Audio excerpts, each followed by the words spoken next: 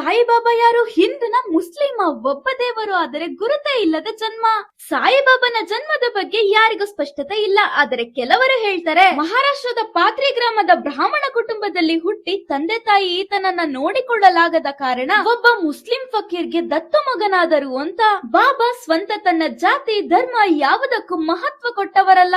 ಎಲ್ಲರಿಗೂ ದೇವರು ಒಬ್ಬನೇ ಎಂದವರು. 16 ವರ್ಷದಲ್ಲಿದ್ದ ಬಾಲಕ ಒಮ್ಮೆ ಶಿರಡಿಗೆ ಬಂದ. ತಲೆಗೆ ಬಟ್ಟೆ ಕಟ್ಟಿಕೊಂಡು ಧೋತಿ ಹಾಕಿಕೊಂಡು ಶಾಲನ್ನು ಹಾಕಿಕೊಂಡ ವಿಚಿತ್ರವಾದ ವ್ಯಕ್ತಿ ಅಲ್ಲಿನ ಬೇವಿನ ಮರದ ಕೆಳ ಕೂತು ಧ್ಯಾನ ಮಾಡುತ್ತಿದ್ದರು. ಕೆಲವೊಮ್ಮೆ ರಾಮ ಎಂದು ಕೆಲವೊಮ್ಮೆ ಅಲ್ಲ ಎಂದು ಪ್ರಾರ್ಥಿಸುತ್ತಿದ್ದರು. ಗ್ರಾಮದವರು ಮೊದಲಿಗೆ ಇವನ್ ಯಾರೋ ಹುಚ್ಚ ಅನ್ಕೊಂಡಿದ್ರು. ಆದರೆ ದಿನಗಳು ಕಳೆದ ನಂತರ ಇವನು ಸಾಮಾನ್ಯ ವ್ಯಕ್ತಿಯಲ್ಲ ಅನ್ನೋದು ಅವರಿಗೆ ಅರಿವಾಗಿ ಜನರು ಮಾತಾಡತೊಡಗಿದರು. ಮಕ್ಕಳು ಕೂಡ ಆಟ ಆಡೋಕೆ ಶುರು ಮಾಡಿದ್ರು. ಕೆಲವೊಮ್ಮೆ ಬಾಬಾ ರಾಮಾಯಣದ ಬಗ್ಗೆ ಮಾತಾಡ್ತಿದ್ರೆ, ಇನ್ನ ಕೆಲವೊಮ್ಮೆ ಕುರಾನ್ ನ ಬಗ್ಗೆ ಮಾತಾಡ್ತಿದ್ರು. ಜನರು ಇತ್ತ ಮುಸ್ಲಿಂ ಆದರೆ ಮಂದಿರಕ್ಕೆ ಯಾಕೆ ಹೋಗ್ತಾರೆ, ಹಿಂದೂ ಆದರೆ ಮಸೀದಿಗೆ ಯಾಕೆ ಹೋಗ್ತಾರೆ ಅಂತ ಗೊಂದಲದಲ್ಲಿ ಇದ್ದರು. ಆದರೆ ಬಾಬಾ ಇದಕ್ಕೆ ತಲೆನೇ ಕೆಡಿಸ್ಕೊಳ್ತಿರ್ಲಿಲ್ಲ. ಒಂದು ದಿನ ಇವರು ಶಿರಡಿಯನ್ನ ಬಿಟ್ಟು ಹೋದ್ರು. ಎಲ್ಲಿ ಹೋದರು? ಇವರಿಗೆ ಸಾಯಿಬಾಬಾ ಅನ್ನೋ ಹೆಸರು ಹೇಗೆ ಬಂತು ಅಂತ ಗೊತ್ತಾಗ್ಬೇಕಾ? ಪಾರ್ಟ್ 2 ನ ಚೆಕ್ ಮಾಡಿ. ಹಾಗೆ ಸಾಯಿರಾಮ್ ಅಂತ ಕಮೆಂಟ್ ಮಾಡಿ ಫಾಲೋ ಮಾಡೋದ್ ಮರಿಬೇಡಿ.